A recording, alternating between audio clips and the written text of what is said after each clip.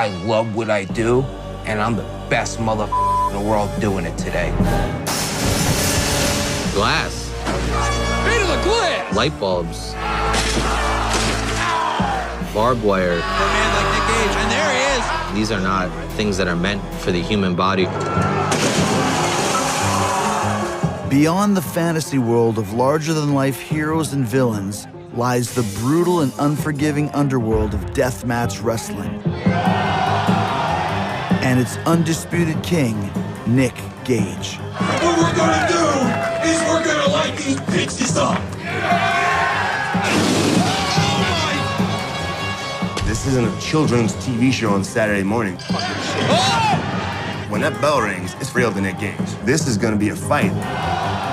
For the uninitiated, stepping into Gage's domain is an invitation to an arena of pain where blood will be spilled.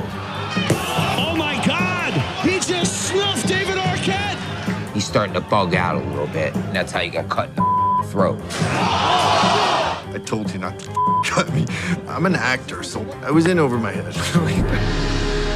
But for Gage, his most intense battle was fought outside the ring as the harsh consequences of his lifestyle bled out into real life. He's cut! Bad! Leaving him at rock bottom. Painkillers, Percocet, Oxycontin, all those things. What do you mean Nicky robbed the bank? Why would you do something like that? You're killing yourself.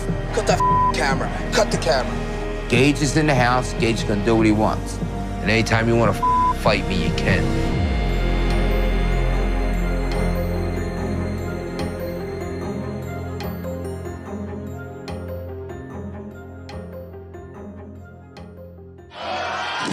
Pile driver through the window! Cover! Deathmatch wrestling is a live-action horror movie. Raised on the blood-soaked matches of their heroes, its participants strive to outdo icons of the past by escalating their brutality to new life-threatening heights. All to satisfy a bloodthirsty crowd.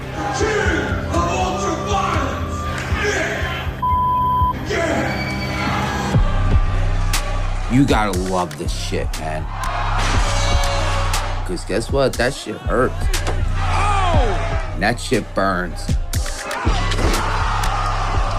That shit might say, why the am I doing this shit right now? Because it ain't the payday. My name is Nick Gage. I'm the greatest deathmatch wrestler in the world. I'm a leader of a gang called Murder, Death, Kill Gang. I represent Eastern Bloc Hate Club. So that's who I am, man. So for you personally, why deathmatch wrestling? Probably a little crazy in the head.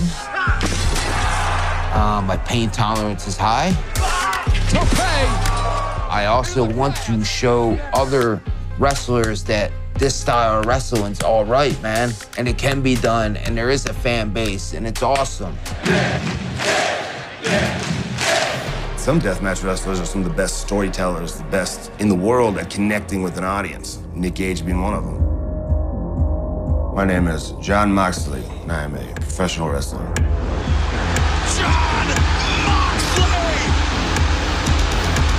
John Moxley is no stranger to ultraviolence. Before reaching world championship status in the mainstream, Moxley cut his teeth on the indie deathmatch scene where he routinely crossed paths with Nick Gage.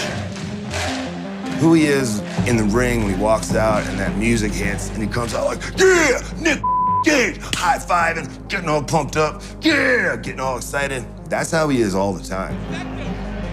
The first one-on-one encounter, he pulls out a pizza cutter. And now he's got a pizza cutter!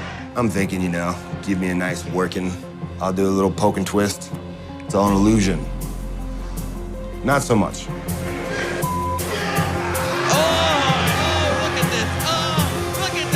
He gives me a pizza cutter. The crowd goes, oh, yeah, kill him, cut his head off. So he gets excited. Nick Gage will do whatever it takes to be CCW World Champion once again.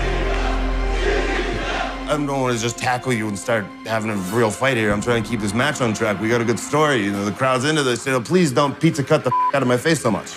And this crowd is eating it up. And now he's excited, and I just feel the excited energy, and I'm like, oh God, no. And then he takes the pizza cutter and puts it in my mouth.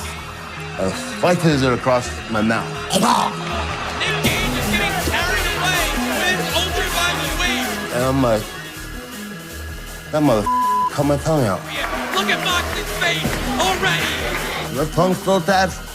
Okay, and we continue to match, and the intensity is off the charts. Oh, what a headbutt right to the sternum. Once you go out there and you get into it, you feel that Nick Gage intensity. The 30 people in the crowd are going, and you're just like, but it's like, this is what you live for. I don't give a shit how much money I make. I don't give a shit how much of a star I am. I don't give a about any of that. I do this for that feeling.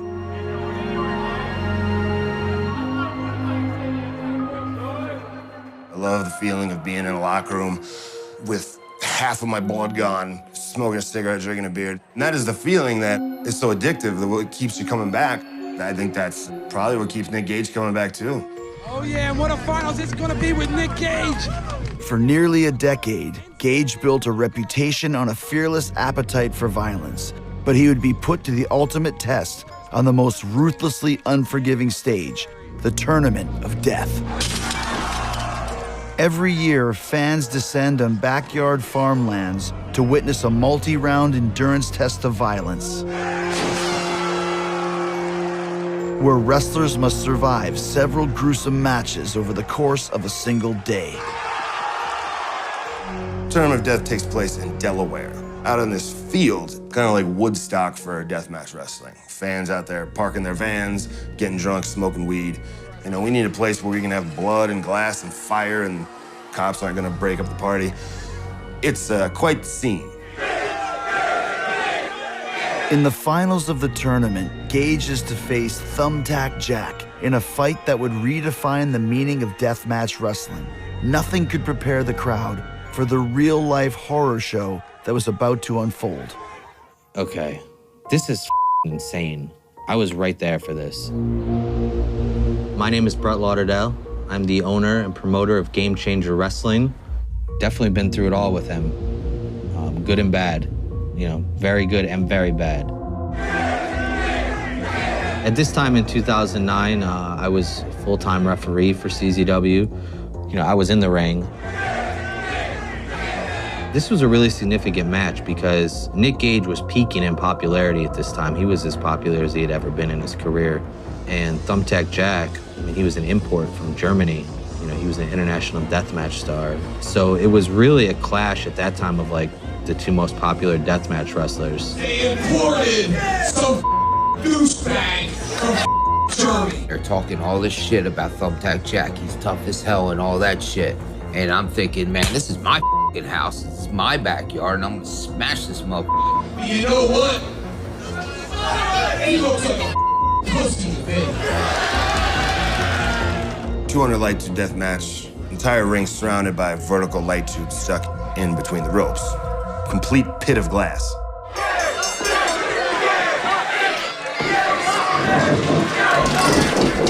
I remember him getting whipped into the ropes, which were, of course, surrounded by tubes. I remember that. And at first, it didn't look anything like out of the ordinary. Thumbtack Jack. But one of the video guys, they all reacted immediately. He's cut. What happened was the light tube, when I hit it, the top of it snapped. So the bottom of it's sticking there. Then I just hit it the wrong way, and then bang, got me. Looks down, lifts his arm, and just... This is buckets of blood. I'm like, oh, I'm up. I know my body. Sliced my arteries. He's cut. Bad. But we've got Nick Gage has been seriously injured. Thumbtack Jack frustrated at this turn of events. John! A guy like Nick Gage to just get up and walk off like that, you know it had to be serious. The nurse lady, he wanted her to tape him up so he could go back to the ring. Tape that shit up. I'm not losing to this dude. Get that shit up, y'all. Lay down first. Where did put a bunch of towels in there and tape it up. No! I got one move, man. No. This is your last move here. Well, can I act like I'm trying to go out there and you guys bring me back out? No. For Nick, it's not registering, you know? Like, I'm gonna prove how tough I am by going back out to the ring and finishing this match, even if it means I have to die out there. Let me go out there. No. Nicky, no. Get that shit on camera that I want to go out there, smart Mark. I know. I Put the shit on camera. Nick, I understand.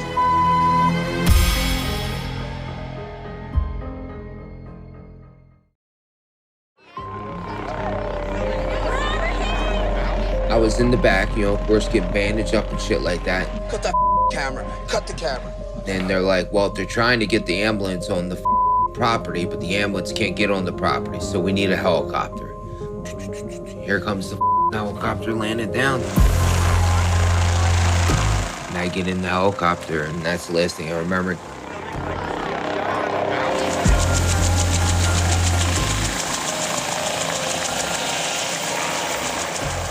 The nurse that said you flatlined where you were in there, and the doctors brought you back because you lost too much blood. Nicky died and was legally dead for 7 minutes. He died at tournament of death. It's supposed to be a turn of phrase. You're not actually supposed to die. And he did. It just cements and solidifies Nick Gage's spot as a folk hero.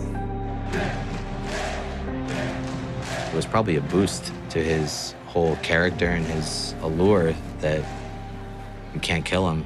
He says to this day, like, that he's willing and ready to die in the ring if that's what it comes to. And I mean, can you doubt him after that? Was there any part of you that thought that this could be it for you? No, no way. No, I don't go out like that, man. I'm gonna do this so I can't do it no more. I already made my mind up. I've been wanting to do this since I was probably 9 years old, man. Grew up in National Park, New Jersey, born and raised. Represent that shit till to this day. National Park, New Jersey is a low income, probably middle class, you know, in the 80s and stuff like that. I was raised by a single mother, Patty Dukes, Pat Wilson, man, I love her. This is my mom, man, Patty Dukes, Mom Dukes. The whole town called her Patty or Mom Dukes. Beautiful lady. And I just wanted to show everybody that I was raised the right way, you know what I mean? Oh my gosh, his mom was everything to him. You know, everything. My name is Sandra Culbertson, and we went to the same high school. Been with him for 20 plus years now. His mom would literally brighten up our day. It could be the worst day possible. She'll just come walking in the back. Hey guys, I got your food, let's eat. I mean, she was just a very, very happy person. Very happy, and loved Nick to death. My mom had breast cancer, so we did the walk every year for the breast cancer walk in Philadelphia, man. Because I just love her, and I just wanted to, you know, it's your mom, man. You appreciate her. I had a brother, Chris. We just go around, you know, being crazy, play football, play baseball. We were always the guys who, like, get in the fight in the football. Oh, there goes the Wilson brothers again. They're fist fighting. My dad was a big wrestling fan, so, you know, that's where it comes from. We would spend, like, weekends at his house, and he's watching Saturday Night Main Event. We don't have to turn it on. Dad's got it on already, you know what I mean? Sometimes I think he regrets that shit, you know, when he was alive, because, man, we tore his house up. Yeah. We had a backyard company called Hardcore Backyard Wrestling. We would videotape our matches and shit like that. One time we took barbed wire from a farm that we bought, and we wrapped barbed wire around the poles, and we had a no-rope barbed wire match on the trampoline. And so what's influencing you guys to, like, use barbed wire in that way? Probably Japanese death matches we started figuring out. Jack Dustin! Jack Once I seen Terry Funk and Cactus Jack doing their thing, the blood, the violence, the way they told the story. We separate the men from the old bastards!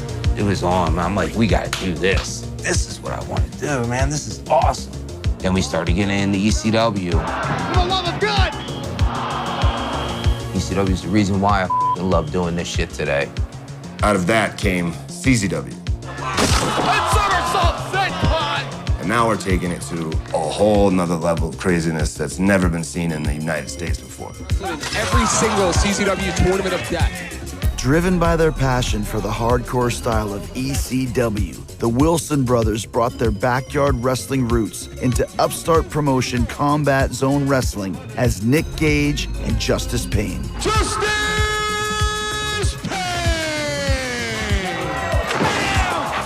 ECW was so offended by it. Oh, these guys might get hurt. Light tubes are too dangerous? The f out of here. They're just mad a new generation came along who's tougher and crazier than they are. I love it. It's a very dangerous situation in there. When he's in the ring, I'm literally right there. I'm always in the front. I'm like, yeah, get him, kill him. I'm right there in the front. I'm just one of the fans. Oh man, it's gotta be at least 100,000 of them. When he told me he was gonna get lit on fire, I told him not to do it. I think he just told me he wasn't gonna do it so that I wouldn't be like freaking out. And so when it happened and I saw the fire coming out, I'm like, oh no, here we go. I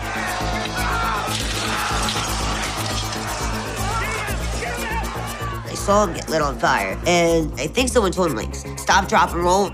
So I stopped, drop, and roll. Get this, that shit don't even work. I was still on fire, and then they put me out. And then finally he took off his shirt, and it finally went out. After that, I went into the back. I never do that. It's one thing I don't do. I do not run into the back. I'll wait to the end of the show. But this is one thing I did go in the back. Nick, you okay? You got ice? You got an ice pack? He said he was okay, but I knew he wasn't. Bubbling and shit. Skin. It's like peeled skin. That heat was tough. I finished that match. Snoop! Damn! Someone call 911! How do you think he was dealing with all of the pain and injury? Well, he was definitely not going to physical therapy or exploring yoga opportunities.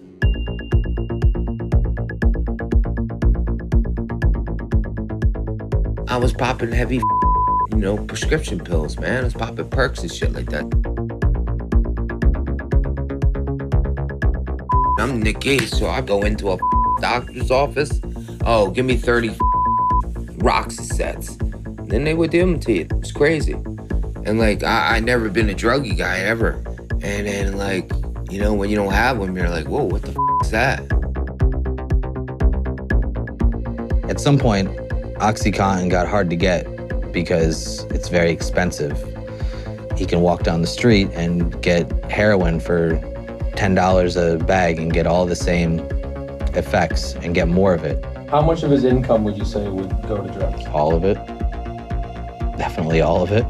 I looked at him like a guy who was in trouble and he had no choice, and now he's in this really bad situation. It is what it is. I mean, he was an addict. That was basically his life. And here we go, fans. Our main event tonight. As Nick Gage descends deeper into addiction, his career and his relationship with his brother Chris begins to deteriorate. Face to face in the ring, Chris's anger and frustration is about to erupt. Let's just put it this way, man. I went out there and I wasn't on top of my game, and I just didn't remember how to do stuff, okay? I guess my brother was a little upset in the ring, so he said, wake the up, and literally slapped me like a bitch. Current champion, Justice Payne. So I'm like, damn, man, what the The southpaw, Justice Payne, that hard left to the head of his brother. The match started, and a few minutes later, Chris just grabbed him and put him in his finisher, the Pain Thriller. His Pain Thriller? Oh! You gotta be kidding me! What? Pretty much dislocated, almost broke my shoulder. And I was very, very upset about that. That was very weird. It was like at the beginning of the match, like, aren't you gonna have a match before you start working towards the finishing sequence?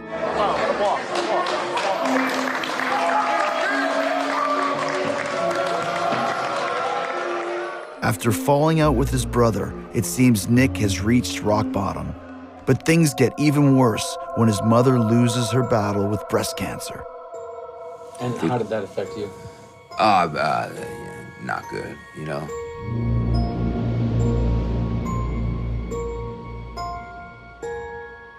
Now that my mom died, I didn't give a man. I didn't really care.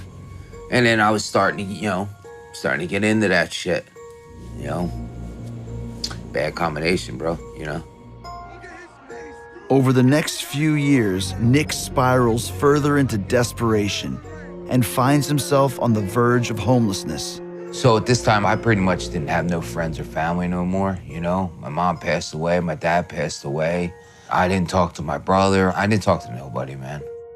So I'm in the hood, and I move in with the girl's mom, and I'm doing nothing, man. I'm sitting on the couch doing nothing, man.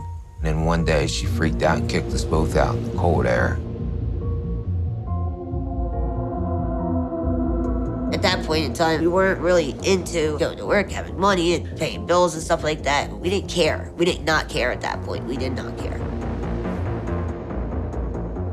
I was going out of town, and for some reason, my trip got cut short. You know, I walked up to my door, and my door was like unhinged, open, and I was like, you know, is there somebody here? I saw two people sleeping on the floor, and I was like, oh my God, that's Nick and his girlfriend. And I mean, I was pissed. Him, man. Kicked me out of his house. It was 10 degrees out. So now I'm angry and upset, and I need money, and I got nowhere to go. So that leads to, you know, the day of.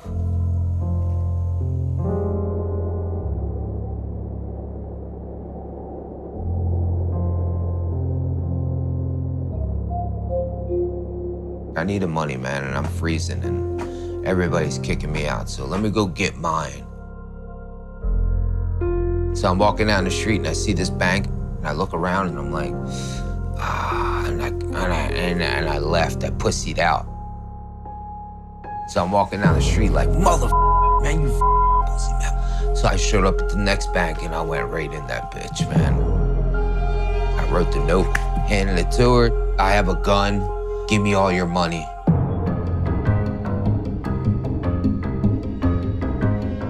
Hurry the f up. You know, I had to lose my temper a little, you know, just taking too long. She handed me the money, and I ran all the way to my boy's house, man. My front door opened. He just walked into my kitchen and dropped a bunch of money on my kitchen counter. And I was like, you know, what is that? He said to me, I just robbed a drug dealer. And then I looked at the money, and we're talking brand new, crisp $20 bills. And I said, did you just rob a bank? So I'm at home, and I get a call. Man, you gotta check your email, man. You gotta look at it. And I get on a computer, and I open this email, and it's a picture of him, like at the bank lobby. And it's Nick Gage, clear as day.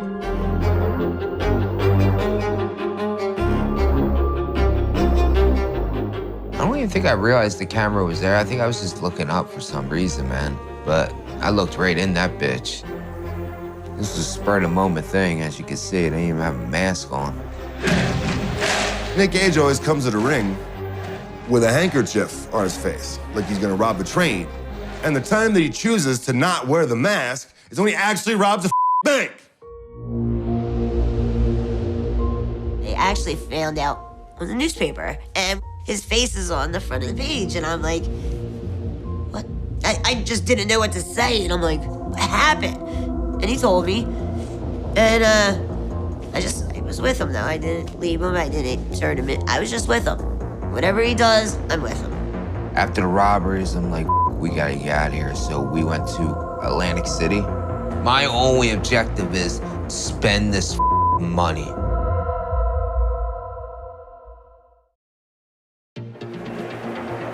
On the run from the law, Nick Gage and his girlfriend Sandra head to Atlantic City.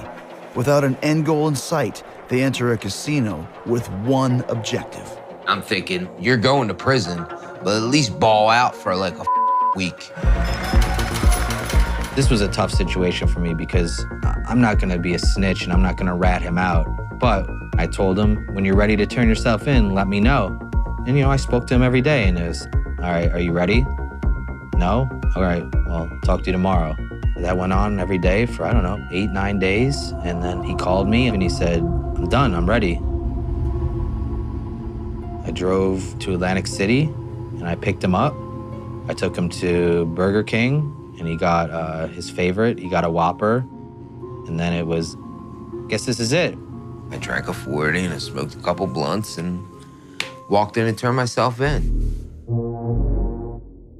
In the state Supreme Court of Camden, New Jersey, Nick pleads guilty to second-degree bank robbery and is sentenced to 5 years in New Jersey State Prison. They took me up to 3 North C, which is a murder block, gang block, and a gun block. So they put me in there, right? And they just go find a bed. Go find a bed, right? It's harder than you think, man. Chris never visited me at all. No phone calls, no nothing. I visited him regularly from day one until the day he walked out. I honestly felt like he was like a brother to me, but Chris looked down on him. He thought it was shameful, He's a criminal, My brother's a criminal. He got himself into this mess and he can get himself out of it. So I'm just trying to get everything together. All of a sudden, I started getting nonstop fan mail from fans that don't know me from a lick. Keep your head up, man. You'll get out soon, man. Stay focused. And I realized, man, people love me, man. And it's not just a couple people. It's like a masses of people. They really sent him letters. It's no joke. That's what happened. That's what kept him pushing it. It was really amazing how many people really looked up to him. This is just a stack that came out of one box of letters, that he had gotten and saved. I don't think he realized the impact that he had on people. There were 3 things I wanted to do. I wanted to come out and show everybody, look, I changed my body, I changed my mind, I changed my soul. And then I wanted to put deathmatch wrestling back on the map, man. And I started training hard. I mean, he went from eating Burger King Whoppers to exercising hardcore twice a day, every day. On March 31st, 2015, just over 4 years into his sentence, Nick Gage is released on parole. That whole night I didn't sleep. I was so excited. We went like an hour before he actually came out. So we're like looking and looking and looking. And finally I see it. His big old head's walking through like the thing. As soon as he opens up that door, I just took off running. And it was just one of the happiest days. Finally, they give you release papers, and then finally you go through them gates, and then, you got your girl coming running up, boom, and Lauderdale was there, and, and shit, man, it was awesome. Take it off. Take it off. Take that stuff off, man. We threw that stuff all in the trash can and everything. I brought him his other clothes, put him back on, and it was cool. It was cool. The king is gone. Spent 4.5 years in hell. And you know what? I was okay with it. While Nick Gage returns to raucous crowds all over the country, Brett Lauderdale becomes the owner of Game Changer Wrestling. His goal is to launch Nick to headliner status, and as a tribute to him, Brett's first ever event would be a deathmatch tournament appropriately dubbed the Nick Gage Invitational. The day before the Nick Gage Invitational, I want to say maybe around 2:30 or 3 p.m., I called his phone and somebody close to him answered and was crying, saying they got him, they took him. They took him and put him in the car and he's gone.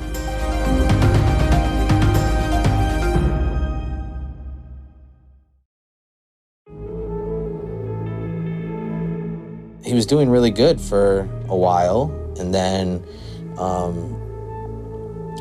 he definitely fell into some bad habits again. You can't run away from them problems. They just follow you.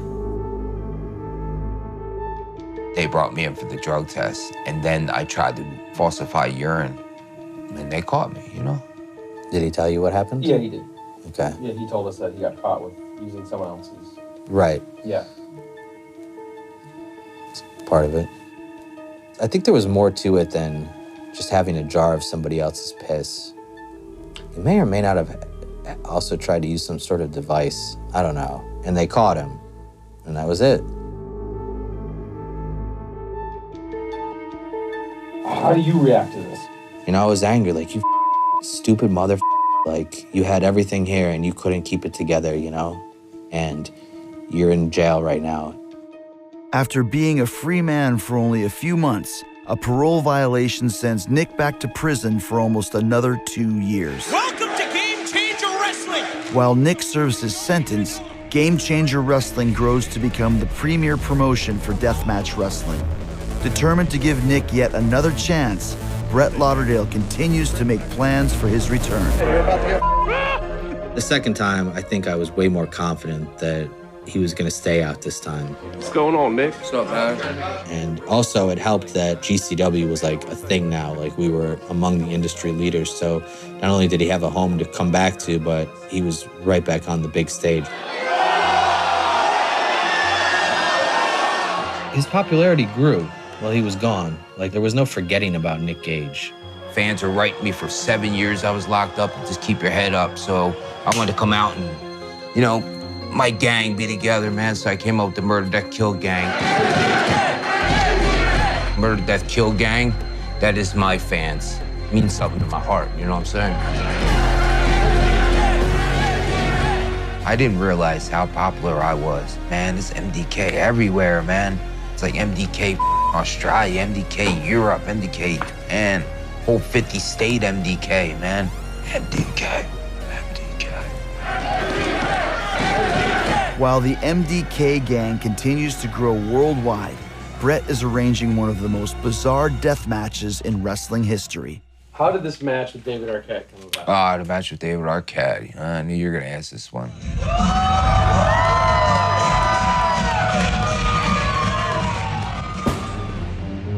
I'm David Arquette, former WCW champion. You can't take that away from me. I'm sorry. Arquette pairs off with Bischoff in the ring. During WCW's decline in the year 2000, while promoting the movie Ready to Rumble, David Arquette won the heavyweight championship in a moment that will forever live in wrestling infamy. He's over towards Arquette. 1, 2, 3.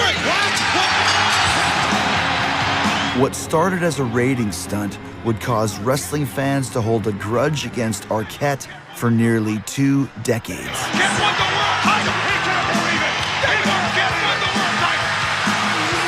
Most of the audience hated it. They really thought it was disrespectful to the belt. Wrestling was something that was unfinished for me. A true wrestling fan at heart, Arquette was determined to earn the respect of fans and spent years preparing for his return to the ring.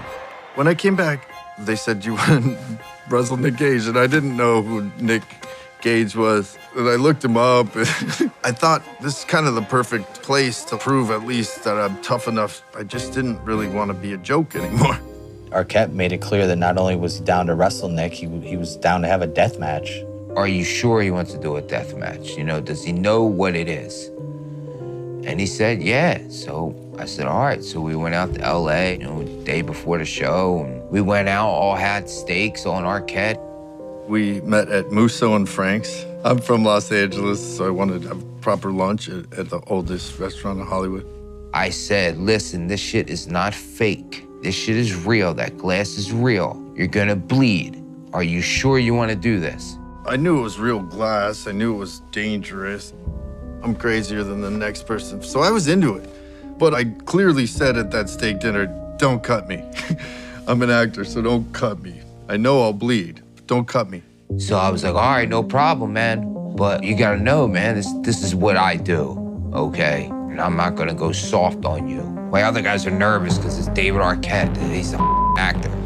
I'm just thinking, like, I'm going to whoop his ass. From Hollywood, California,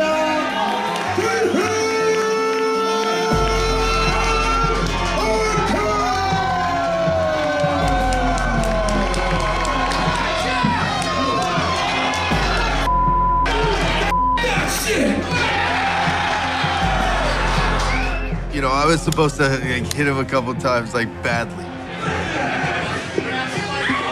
Oh my God. And then he was like, then I'll hit you for real. Oh my God. He just snuffed David Arquette. This is supposed to be a go all out, like him freaking out, knocking me to the outside and just diving through the ropes. Beautiful. All that shit's him, man. That wasn't no laying out shit. This guy's willing to do anything. Holy shit. He started like laying in a little, and I'm like, you know what? I'm about to take it to the next level. Oh no, Gage! Shot caller! Nick Gage going for blood! Oh no! Oh my God, pizza cutter! Demanding the audience film this! There was a pizza cutter involved. It was like, you won't even feel it. And I was like, this asshole. What the are you doing, Nick Gage? But I'm like, I'm feeling like my forehead's cut clean open. And they put it in my mouth, too. Nick Gage, no! At this point, I'm not having the trust that you need in a wrestling ring. So kind of like building up to being pissed. David Arquette probably thinking about his spa, his private air-conditioned garage. I got a piece of a light tube, right? I smash it over its head. Oh! He's starting to bug out a little bit. Oh my God, no, no, no! And stabbed him in his neck. I was like, oh shit, did I just kill David Arquette?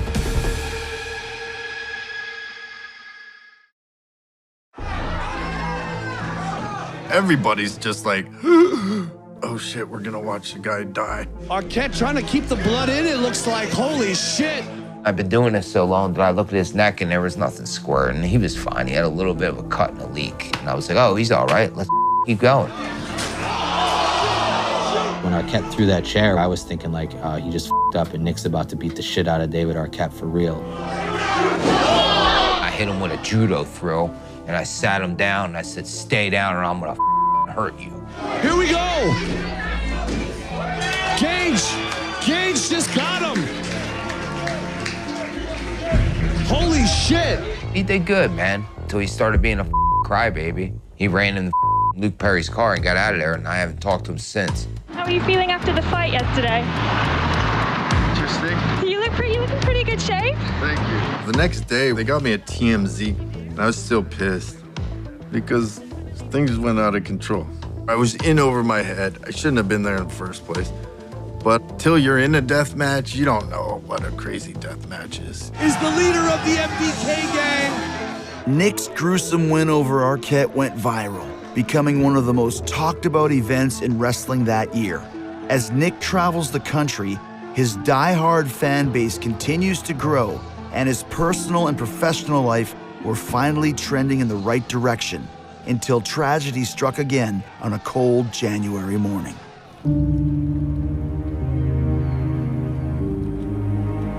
When we found out about his brother, he was actually leaving to go somewhere, I forget where it was. And he called me up. He was very frantic on the phone. I'm like, what's going on? And I was heading to work and he told me, and I'm like, what do you mean? I got news that my family member passed away as a lady in LA.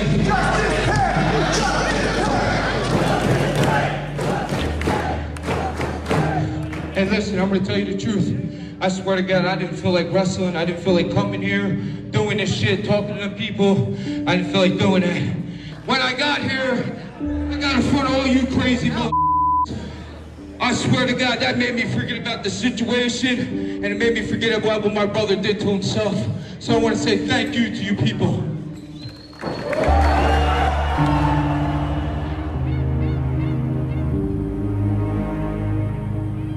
My brother jumped off the bridge, the Walt Whitman Bridge, if you guys ain't familiar with that bridge. You know, he just left a note saying sorry. That's it. My understanding is he stole a car and the cops threw the lights on, and before they could get to him, he ran and jumped off. That was it. It's really upsetting because Chris always had his stuff together. Like, he had the car, he had the wife, he had the kids, he had the job. I've known Chris for so many years. I never thought Chris would have done that. It was It was shocking, actually. For years, Nick was the one who was in trouble. And then as the years progressed, they totally flipped positions. There was serious mental health issues, serious substance abuse problems, to the point of the family leaving. And Nick would tell me crazy things. He would be insisting that there was somebody coming for him, the cops are coming, the FBI is coming, and serious shit like that. That was the first time that I'd ever really felt that, you know, sensed that kind of emotion and feelings from Nick, that like this really did affect him, you know? Yeah, I think deep down and in reality, probably some regret. The bridge he jumped off of is behind my house. So as soon as I come out of my house, I see the bridge every day that my brothers jumped off of. So I kind of say a prayer for him, just says, you know, what's up, Chris, and shit like that. And just like, damn, man, everybody that you grew up with in your household is gone, and it's just you rocking it. I'm just gonna keep moving forward, man, make them proud. It's the only thing I can do. Do you think that Nick's story is one of redemption? Who's to say what redemption is? Like, what's the finish line for Nick Gage? When is this all a success? I mean, you could say right now it's a success, but I mean, he's got to finish it out now for the rest of his life. In the traditional sense, I mean, you know, in the traditional addict sense, like every day is like a battle, you know? And some people aren't always up for that battle every single day. Yeah, time's ticking, you know? I already know in my mind that I'm gonna go out young. Do I have a death wish or nothing like that? No. But I feel like I'm gonna die sooner than later. I believe that. But you're cool with that? Yeah, I'm definitely cool with that, man. You know? Just, I'd rather die a good way than a bad way, you know what I mean?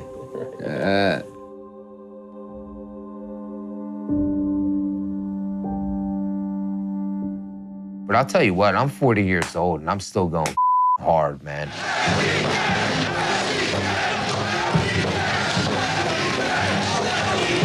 He's not gonna stop. And I'm not saying he should, because he's got the #1 talent you need. It's not biceps, it's not abs, it's the ability to connect. Vince McMahon would kill to have one person with that connection with the audience that Nick Gage has. So I kind of think his story's just kind of getting started. If I didn't have him, I don't know where I would be right now. I really do not know. He is my everything. He really, really is. He's my best friend, too. He gets on my nerves, don't get me wrong, but he's all right. He's an all right guy, I'll tell you that much. He's all right. And he's gonna keep going. He's gonna keep going until, I guess, until he turns like 60. Maybe he can't go anymore. I don't know.